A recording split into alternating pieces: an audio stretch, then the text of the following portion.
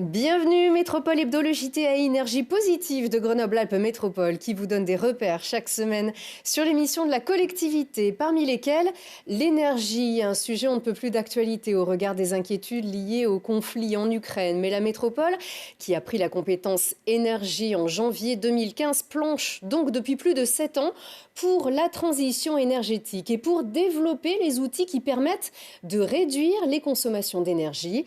Et parce qu'il suffit parfois de savoir, d'observer en temps réel sa propre consommation d'énergie, on peut agir au quotidien et adapter ses gestes et ses habitudes pour faire baisser la facture et limiter les effets de l'augmentation du coût de l'énergie. Métro Énergie, c'est ça, c'est un nouveau service, un site internet développé par la métropole, testé l'an dernier par 500 usagers qui permet de traduire sa consommation en euros. Écoutez.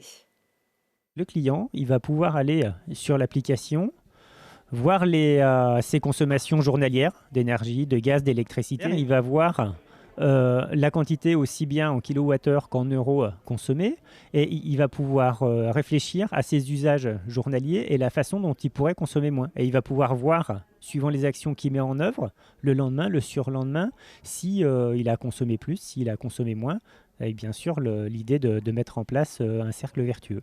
Quand on est absent, on consomme moins et de chauffage et d'énergie, mais il y a toujours un talon qui reste. Vous avez un petit peu d'énergie électrique, un petit peu de chauffage gaz, par exemple, si vous chauffez au gaz. Donc c'est intéressant de voir qu'est-ce qui se passe dans mon logement quand je ne suis pas là. Donc on voit qu'on a quand même une consommation. Et donc on peut jouer aussi en coupant l'alimentation de ces équipements. On voit qu'on peut effectivement réduire sa consommation. Avec les défis famille énergie positive qui avaient été organisés par la métropole, on sait qu'on peut diminuer de l'ordre de 10% en moyenne sa consommation d'énergie par nos modes de comportement, notre façon d'utiliser l'énergie dans notre foyer. L'inscription se fait sur Internet. C'est plus simple si on dispose d'un compteur communicant et pour les autres ou pour les données qui ne sont pas automatiques, on peut aussi entrer manuellement ses dépenses énergétiques. Faire souffler la planète, cela passe aussi par la réduction des énergies liées au transport. Les outils se développent chaque jour pour raisonner les déplacements. Parmi ceux-là, l'autopartage avec un pionnier de la démarche Cities qui étend son périmètre. Reportage Charlotte Faulkner à Vorep.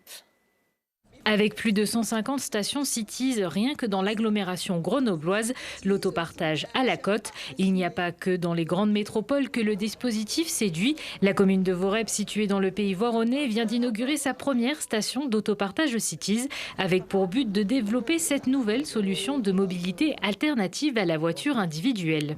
Et je pense que c'est quelque chose qui, ça met un peu de temps bien sûr à se mettre en place ou à s'inscrire dans le paysage de la mobilité, mais c'est un service qui, je pense, au fil des semaines et au fil des mois, va se développer significativement. D'autant plus qu'on a prévu dans un deuxième temps de mettre une deuxième voiture assez vite à côté de la première, et celle-là, elle sera électrique pour être bien au goût du jour. Depuis sa création en 2000, à Grenoble, la coopérative Cities continue d'attirer de plus en plus d'usagers. Un succès dû à son mode de fonctionnement. Les utilisateurs sont facturés selon leurs usages, que ce soit à l'heure ou à la journée, et peuvent le faire sous forme d'abonnement. Cities, c'est un service coopératif d'intérêt collectif qui propose à tout un chacun d'utiliser une voiture sans l'acheter et en la prenant lorsqu'il en a envie, pour 1 heure, 2 heures, une journée, un week-end ou des vacances. Et donc c'est une voiture qui libère les personnes d'une part de l'achat de la voiture, mais aussi de son entretien, de ses réparations, de son assurance. Dans l'agglomération grenobloise, on compte environ 20 réservations par mois et 60 km par trajet en moyenne. Avec cette station, l'objectif est de s'assurer que les communes périurbaines et rurales puissent bénéficier de ce nouveau type de mobilité. Il faut être présent sur l'ensemble du territoire et surtout dans ces territoires périurbains, de seconde couronne comme on dit, parce que c'est ceux dont la dépendance à la voiture est la plus forte. On n'a pas toujours des solutions alternatives à proposer à tout le monde de manière individuelle. Et donc l'intérêt d'une voiture Cities dans ce type de territoire, c'est bien sûr de mutualiser pour diminuer le volume global de véhicules qui à la fin se dirigent vers la zone urbaine. Donc on favorise la décongestion et aussi la dépollution. Pour chaque utilisation de voiture Cities, le carburant, l'assurance, l'entretien et le stationnement sont compris dans le prix de la location. Allez, 2 infos sport métropolitain. Pour finir, on rappelle que le 15 de France féminin rencontre le 15 de l'Italie au tournoi des 6 nations dimanche prochain, 27 mars, au Stade des Alpes. La billetterie vous attend. Et puis les brûleurs de loups se sont qualifiés haut la main pour les demi-finales de Ligue Magnus. Elles débuteront dans la patinoire Pôle Sud métropolitaine mercredi et jeudi. La billetterie, elle aussi, se vide à vue d'œil. Très bon week-end.